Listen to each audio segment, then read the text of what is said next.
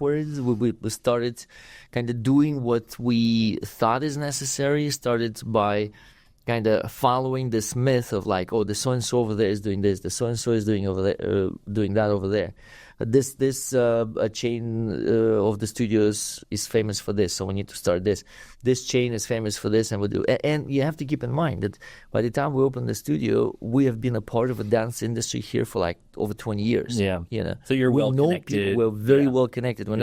I mean, the people that are supposedly our competitors, before that, they actually are friends who would used to go to competitions, and sometimes would share a room at the hotel just to save some money.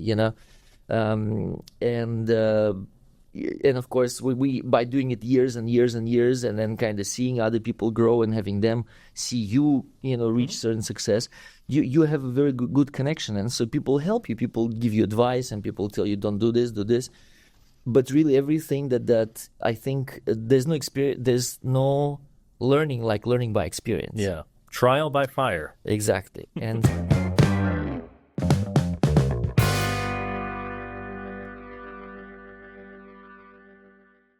Oleg Superov? yes. And here we are. We've been talking about this for a while. Yes, we have. I want to say, first of all, thank you for joining me. I really do appreciate it. One thing I do remember as part of your branding is confidence. And actually, I absolutely love that word, by the way. I use it at home with my wife, just so you know. And I want to talk about your business today.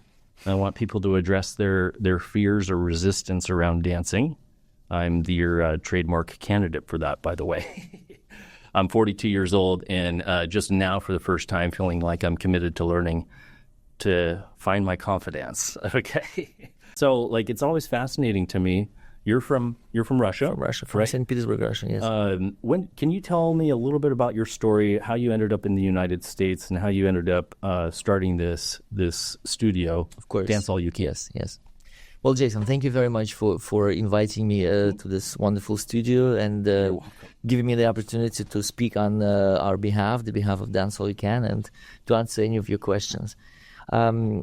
So both Tatiana and I are from St. Petersburg, Russia.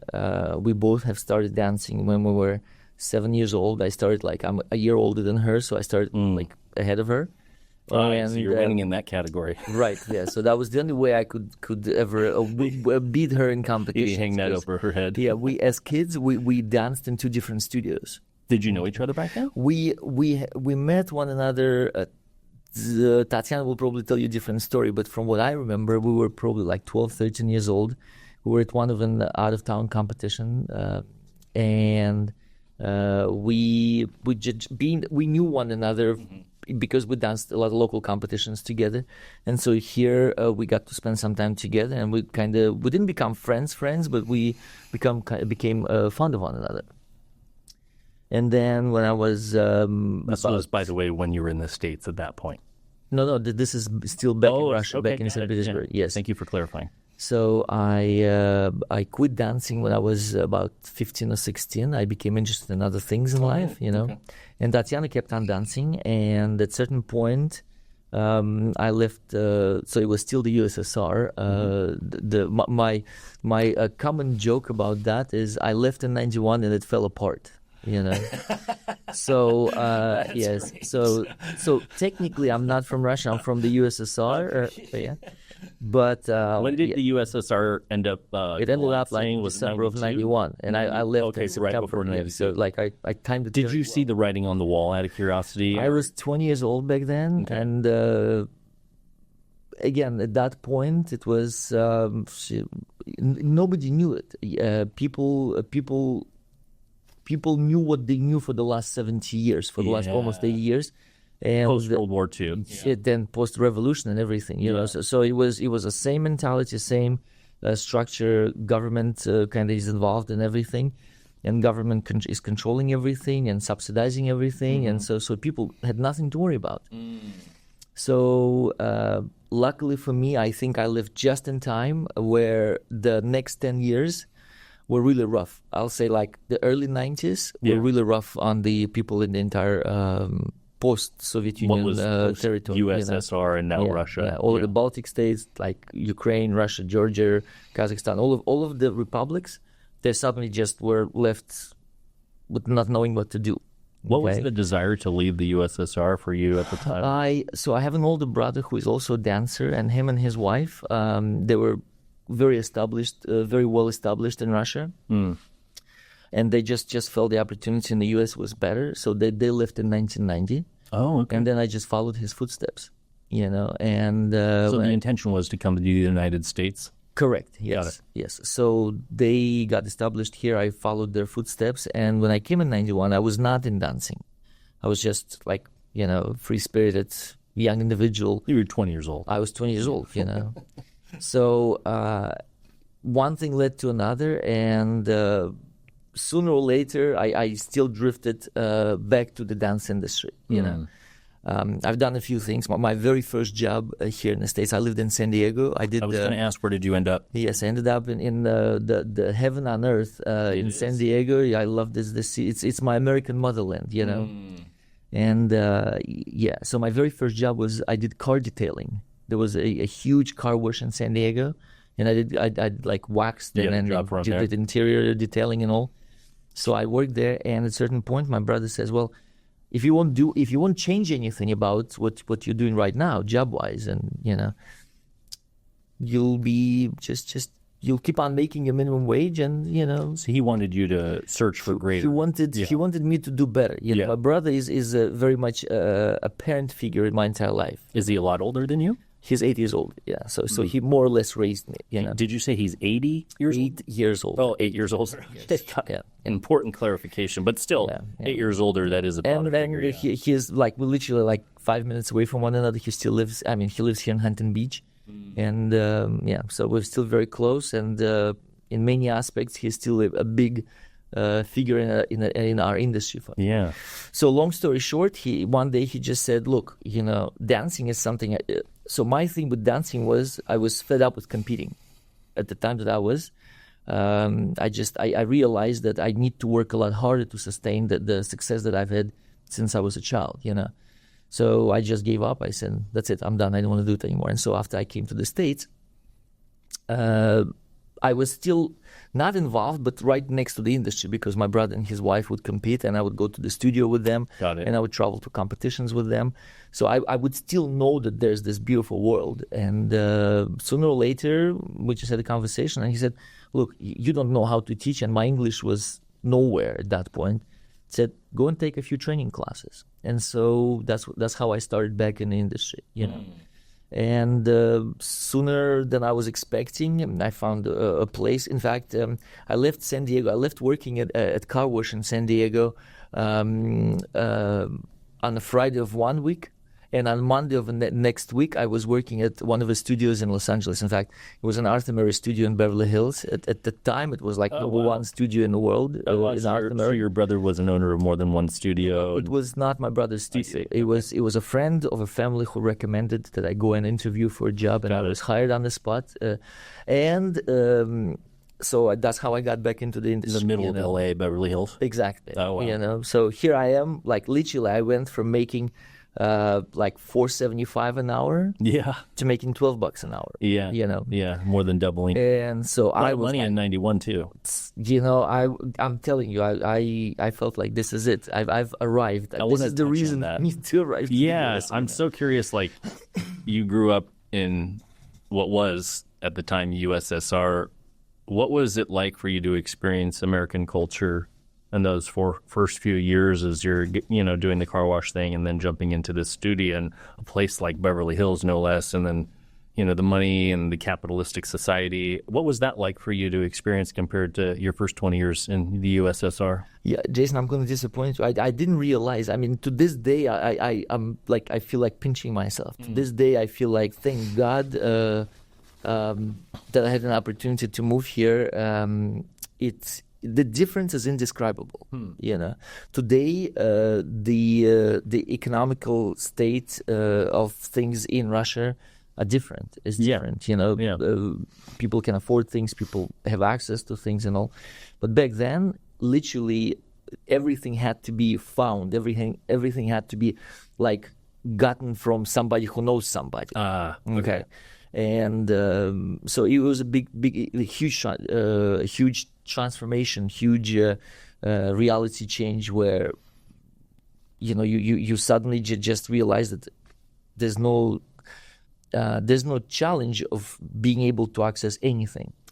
Yeah, your brother. You mentioned your brother was pushing you to do more and not wanting you to settle at the car wash. Did the original car wash job and your brother pushing you to do more, did that have anything to do, like, with your experience in Russia and not having to think for yourself? Everything, I think you put it as everything That's being exactly taken how care it of. was. Everything was taken care of. Yes. Was that something you had to learn as a new way of thought process and your way of being in the world? Yes. Did you have to learn that? Yes. Because it's like a wiring. You have to kind of reprogram things. Maybe that's what your brother was doing for you?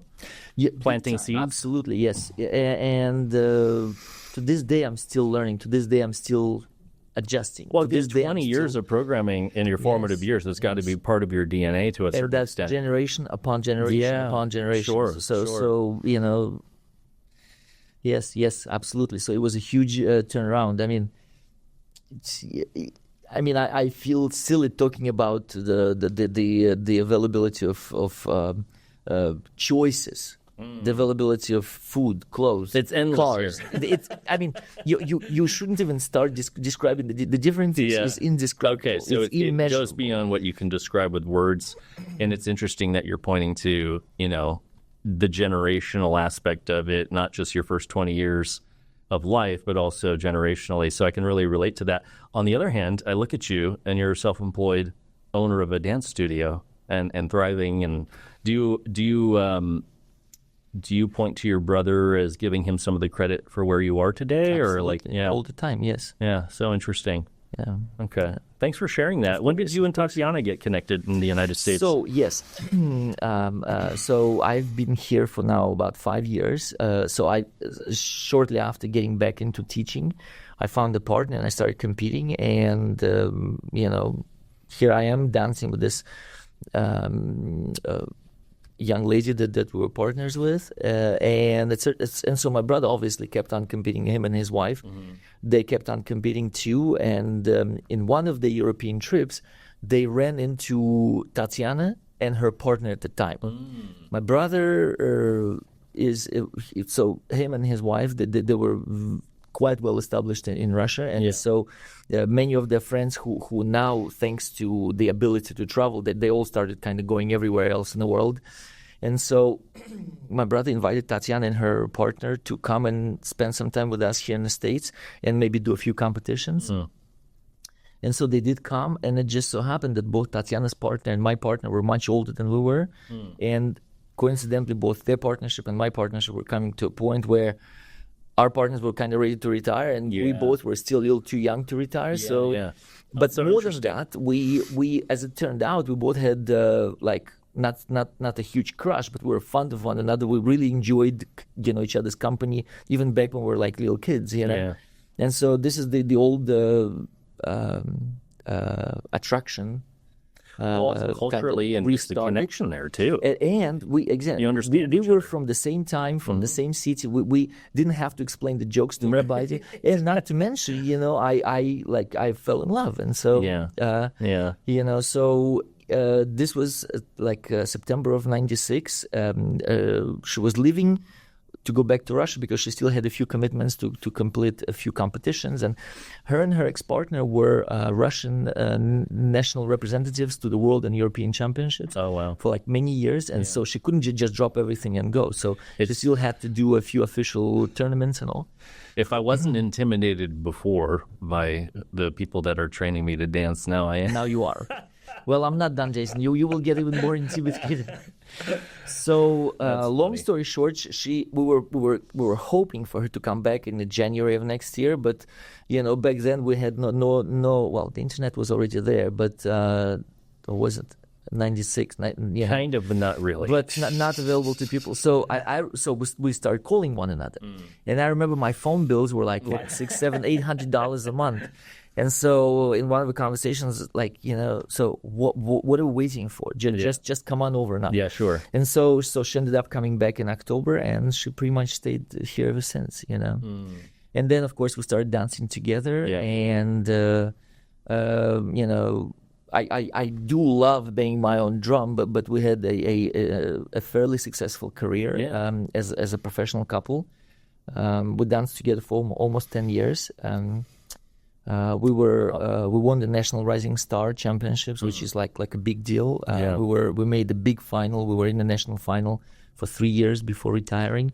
We won many competitions throughout the state. And referring to with the intimidation piece, I enjoyed doing that.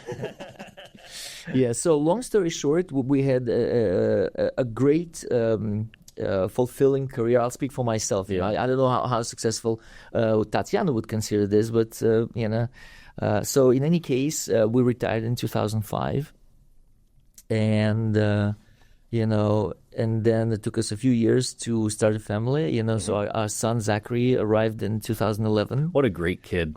Yes, he's a blessing. Yes. The side funny story is my wife and I walking into your studio. We are always welcomed by your son playing the violin. Correct me if I'm wrong. Yes. And there's a sushi restaurant, a very popular sushi restaurant right next to your studio, with people outside, and he's playing the violin for everyone, and incredibly well, I have to add. It's actually pretty mind blowing. And it's really cool because, he's a hustler in a good way, too. He's got his Venmo QR code. I have Venmo'd him plenty of times. In Christmas, I think I gave him a generous one. But his spirit, I know he plays ice hockey, and his spirit and his level of politeness and the smile on his face and just his overall energy is very endearing. It's really cool. We like this kid. Yeah, thank you. You've done a good job. Thank you. Yeah, I just had to throw that out there. Yeah, thank you. I really appreciate you doing that. He's a great kid. He's a good boy. Love him, and he's a big part of our lives, and many things that we do today, to kind of help him, and so. Both our boys might end up seeing each other in high school at some point at Edison. You never know. We'll never know. Yeah, one playing ice hockey, the other basketball, but you never know. Yeah. So, and then after So yes, we lived in Huntington Beach for now close to 30 years. And wow. 30 years now. Yeah. Okay. Yeah. And so we used to drive to everything we needed to do would involve the freeway. We would drive to a freeway on one of the local streets, and we saw this store. It was a doors and windows store. I know what you're talking. Are we talking about off Euclid? Yes. So it's Ellis Euclid, right. And so by your old we've driven there, for many years. I even walked into a store, and the funny thing is, I'm standing in the store. I asked the clerk for something, and she went back to kind of look for whatever I was looking for. And I'm standing there, and I'm looking around, and I'm like, this could be a good place for a dance studio. I'll tell you a bit more about the journey with the opening of a studio, but standing going like, this would be a good studio, and that was it. I got whatever I needed, and I left, and never thought about it again. Yeah. And then maybe a couple of years later, we're driving by the building again, and I suddenly see they're gone. The business is gone. I'm like, Tatiana, if it's true, this is our time, because we talked about opening a studio for years. Sure. So we'd make a U-turn, go back there. Surely, no one's there. The doors are locked, and clearly they're gone. So we got on. We found an agent. They put together a proposal. So we got a hold of a unit, and that's when the learning process began. I did tell you that I had we dreamt of opening a studio for years, and so I hardly finished the high school. Okay, and I never went to college. Okay, that makes two of us. Well, I did 1 year in Long Beach State. Okay, so honorary mention. For the last almost 13 years of owning a studio, it's been my university, my this is where you learn about life. Right. And more than learning about business, it's been a life learning experience. Well, you have to learn leadership.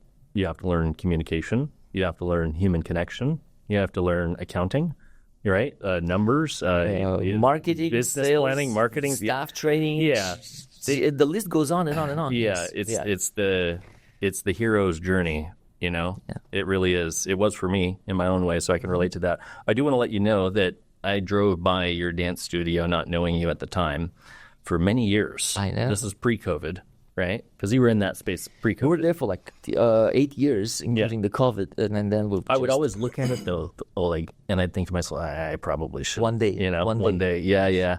But at that time of my life, it was, I've always had a very difficult relationship with dancing. My wife and my wife's half Lebanese, and her entire family, dancing is just part of the culture. Belly dancing, and they can just turn it on like it's nothing, right? It's like switch, and they look amazing, and it's really cool. And I tried so hard when we got married way too young, at 20 years old, to feel comfortable at my wedding, and spent a lot of time, but I never truly actually felt good. I just kind of threw myself in there and was in acceptance that I looked like, hell. But at a certain point, it just wasn't who I was at the time, and I didn't feel like I had the confidence to even want to try. But, you get through life 20 years later, right? You've gone through a couple variations of heroes' journeys and trauma and learning life. And then at a certain point, the old programming in you of insecurity and resistance to things that are hard or scary go away. Because now it's more, at this stage of life, like a challenge of like, okay, there's certain things in life you've been neglecting, right? And there were many in my life. I've been sober, for example, 3.5 years from alcohol, and that was one thing I needed to conquer. But once you get to a place of sobriety and have worked through some places of trauma and have gotten to certain places in personal development as a man, you're like, okay, now what else can I accomplish? Because now you've shed all the things that were holding you back. And the first thing that came into my mind was learning to dance with my wife, if we can ever find the time, by the way. And it's so funny because I remember your studio, and I thought of your studio, but I didn't know that it had moved. And so what I did was I looked it up, and I talked to my wife. I'm like, honey, you're not going to believe this. It's across the street from our house now. I was like, what? They moved? Because I'd been looking at it for years off of Euclid on the way to the freeway. So the point is, like, we were like, that was more of an omen pointing us to there is zero barrier to you. Right. You could walk there if you wanted to, right? So you have to do this. And we're a long game couple. So even if we go through this with you guys because of stress or time management issues, we're never going away, even if it takes us 10 years, right? So I just wanted to share that with you because it's kind of a good segue into maybe the dance studio, confidence, what that actually means, how the name Dance All You Can came about, and, what we're experiencing right now. Because I am your typical maybe American dude who goes to weddings and feels very uncomfortable. Okay. And then my wife's just, the thing that's always painful for me and a vulnerable share is I don't feel like I'm doing what I need to be doing as her husband to meet her in that place and enjoy that time that she enjoys so much. I feel like I'm letting her down because she could dance on the dance floor for hours. She could go from 6 p.m. to 3 a.m. and not even think about it, sweating and having a great time. It's a pure ecstasy. It's an ecstasy joy for her. Okay. Me, on the other hand, I resist it like the plague. And I really feel a very internal, difficult struggle with that emotionally because I feel like I'm not enough. And that's something we've grappled with our entire marriage and contributed to a certain level of pain in our relationship. So there's a deeper meaning to why we're doing this with you now, and everyone has their own context. My context is my own, but I can imagine whether you're male or female, because I know male, female, doesn't matter. People struggle with fear of dancing, like maybe they struggle with fear of public speaking. Similar. So confidence really resonates for me because of what I just shared with you. Of course. And then I see your wall and the different stages, and now it's a sense of purpose, and then there's visual structure to it, and we're naming it confidence. And naming things are very important. So I think it's genius and brilliant that you've done that. But can you elaborate a little bit on things like how you came up with the name Dance All You Can? Sorry for botching it earlier. And then confidence. And whatever I shared with you, what resonates? Yeah. So having opened the studio, we kind of started backwards. We started kind of doing what we thought is necessary. Started by kind of following this myth of like, oh, the so and so over there is doing this, the so and so is doing over there, doing that over there. This chain of the studios is famous for this, so we need to start this.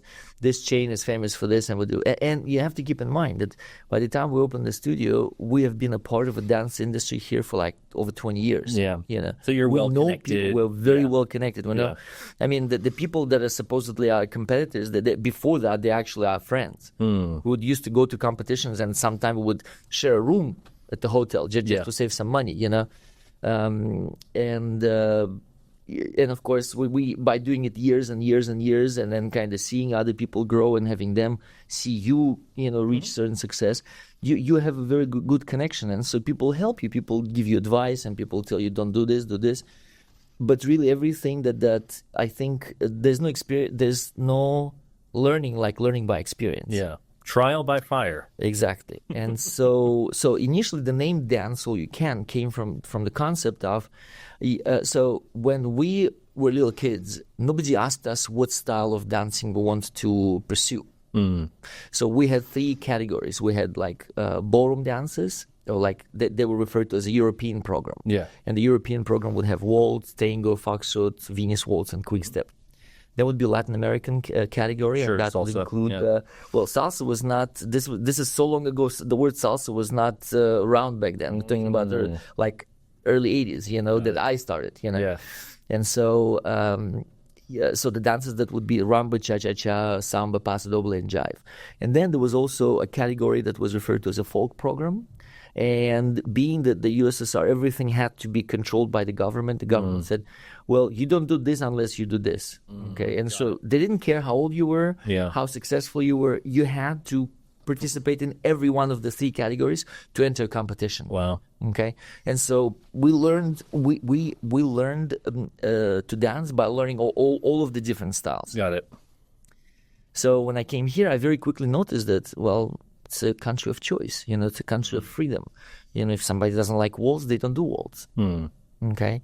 And so we have a ton of students that have been dancing for years that don't know everything. Don't know every dance there is. Just what appeals to them. They do what they want to do. And to that point, Lorraine and I have chosen swing first. That's right. That's right. And so I very quickly started noticing that the general population of the dance industry, the social dancers, so you could look at it as a pyramid, and at the very bottom of the pyramid, and by the bottom I mean like good 90% of the pyramid, okay, is social dancing.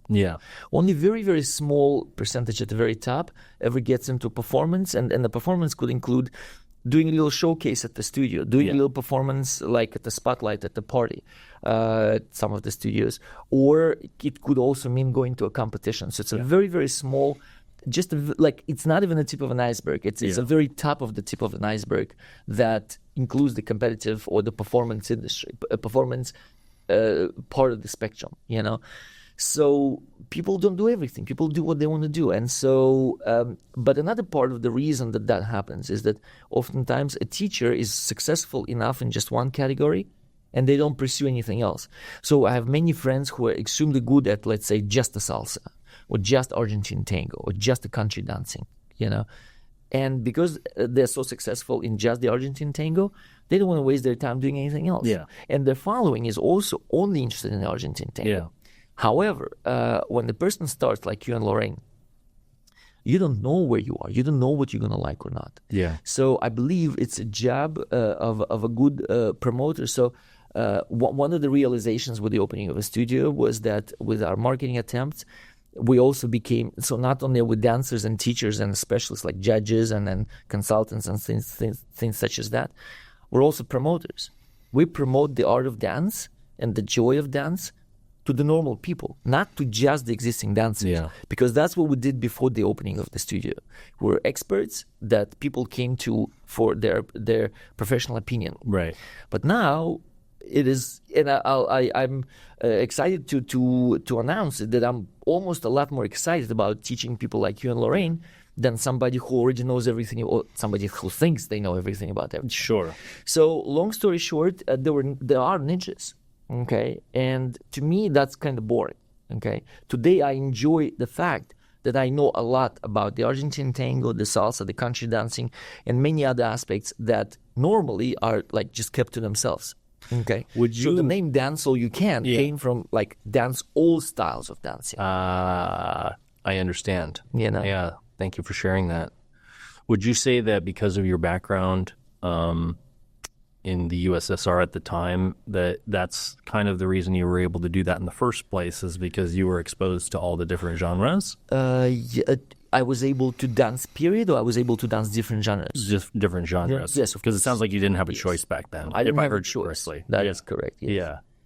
Is that typical of dance studios, or do they have to hire out for the different styles? Because it feels like you may have expertise in all of them, whereas maybe some dance studios focus on one or have to hire experts in different categories. I'm just more curious. I'll say that from what I know, in the States, the variety of choices is so vast. It's indescribable. Yeah. And the best, and then one of the things that I wanted to talk about was why or how do people even know that dancing is for them?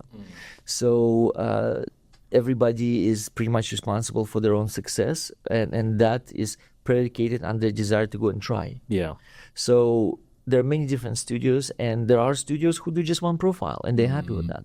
And then there are studios just like ours that does everything. Yeah. You know, and the funny thing is, it's to me as a professional, as a specialist in dance, it makes it so much more interesting. I see how I was always told that back in the day when everything was starting, everything grew out of one root system. Okay, and now that you see that the branch of a let's say waltz, and a branch of a tango, and a branch of a rumba, and a salsa, and a country dance, and whatever. But if you know enough about those different dances, you truly see how they all came out of the same root system. Yeah, and you're talking about maybe the tempo and the song. Exactly, the way you treat the rhythm, the way you treat the music. You know? Yeah, you were attempting to, and we're still working on it, teaching me how to hear the rhythm and the beats and the music and the sound, right? Because once you understand that a little bit more clearly, it's easier to kind of reverse engineer into that with your body and your movements. Absolutely. Yeah, you've done a great job at slowing things down for me too. We don't really hop, skip, and jump ahead. We're really slowing things down on even the most simplest of the moves, because that's very helpful for me. I'm the type that likes to learn slowly. I don't like to learn fast. I need to have it really set in, and some people may pick up things a little bit quicker than me, but once I have learned it the right way and a little bit more slowly, I'm usually slightly better at it than most people. So it'll be interesting to see over the course of years as we develop this together what that looks like, and it's really cool just because it's fulfilling a very deep need and emotional piece in my body personally. Absolutely, and Jason, you again, if we'll speak about the ability to learn, I'm a strong believer that in figuring things out, like in the mechanical motion, it's a lot easier to figure things out and to calibrate and correct if necessary if we're doing things slowly. Yes.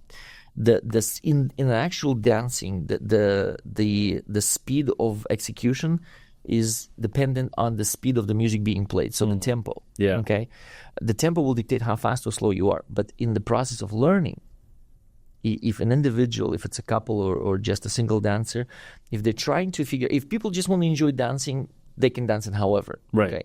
But if you really want to know that you know, if you really know, if you want to know what you're doing well and what you're not, and what needs to be corrected and not, then doing things slowly will allow you to take things apart and kind of look into. Hence the word confidence.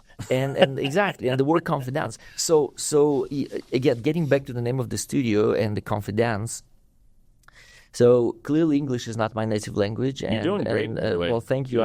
You're fluent and sounding wonderful. Thank you. I will. I'll be honest with you and say the longer I live here, the more I speak English, the more I realize how incomplete it is. Okay. I've gone through stages where I remember when I started teaching in that studio in Beverly Hills. People would be like, "So you're from Russia? Yeah. How long have you been here?" I'm like, 2 years. And I'm like, I'm such a liar. I've only been here for like a year and a half. I Rounding up is good you enough. know, yeah. But literally, I would. So there was a young lady who. So when I got to the studio, I'm jumping back and forth. Please bear with me. That's okay. But when I started working at that studio, so initially the studio was number one studio in the Arthur Murray world. It was like, creme de la creme of the studios. And it was beautifully located. In fact, the studio is still there. Now, at this point, I will say it's probably 15 years old, 50 years old at least. Been around a long time. Yeah, but the girl, so the owner of the studio, I don't know what he was thinking. He put me at the front desk. Maybe he wanted like this little entertaining person people would just come in to say hello to this. That's probably a good way for you to develop your communication skill set.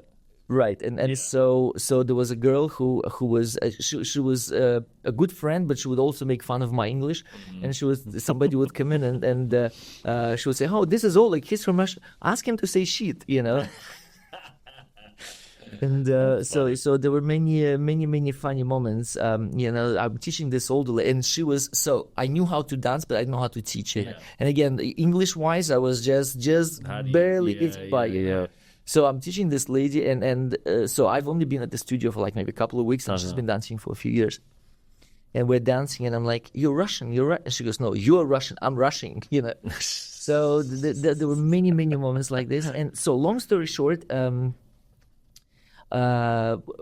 my fascination with English and the meaning of the words, leads me to sometimes question the meaning of a word that we say, like many last names or many terms that we use. Like, where did it come from? What does it mean? So when we started thinking of naming a studio, and this is way before we were still competing, so the name Dance All You Can is almost 30 years old at this point. In fact, it's almost 30. I mean, it's over 30 years old. But it was like I was trying to promote the fact that you can dance all you can, like any style of dancing. You could dance to any extent. You could literally dance yourself into the floor. And then later, when we already had a studio, and I kind of got more involved with marketing and then learning about marketing and everything, it's really just ringing a bell. You don't just ring a bell. You have to ring it in a way that people will hear it. And today, the way I explain Dance All You Can, it's also a state of mind where you have a multi-purpose tool in your pocket that will serve you in any dancing situation. You may only know like 2 or 3 steps and 2 or 3 dances, but the way we teach it is the music is kind of like a gearbox that you go through your first, second, third, fourth, however you choose to. If you hear the beat, if you sense the rhythm, and you know how to move your feet, you could pretty much dance almost anything to almost any kind of music. Any dance to any kind of music. And so Dance All You Can literally is a state of mind. And oftentimes I ask a conversation, "Do you dance all you can, Jason?" And today Jason will probably say, "Yes, I dance a lot more than I used to." I'm getting there. And then another one of the words that I kind of found interesting is word confidence. And suddenly I saw in the word confidence, I saw word dance. I said, what if I'll split confidence into confidence? I love it. I love that. And so it's our trademark, and confidence is what we specialize in. We turn our experience into your confidence. And so that's kind of like the word-on-word play, Yeah. Well, what I understand about you now, with coming from Russia and English being your second language, it actually makes a lot of sense that you would look at words with a little bit more curiosity than the average person. And it makes a lot of sense that you would have more meaning behind the name of your studio and the words that you use to describe things like confidence, but in this case, confidence. It's really cool to get the behind-the-scenes look and the why behind it all. Thank you. We're building our confidence one day at a time. Thank you, everyone. Until next time, stay tuned for the next time.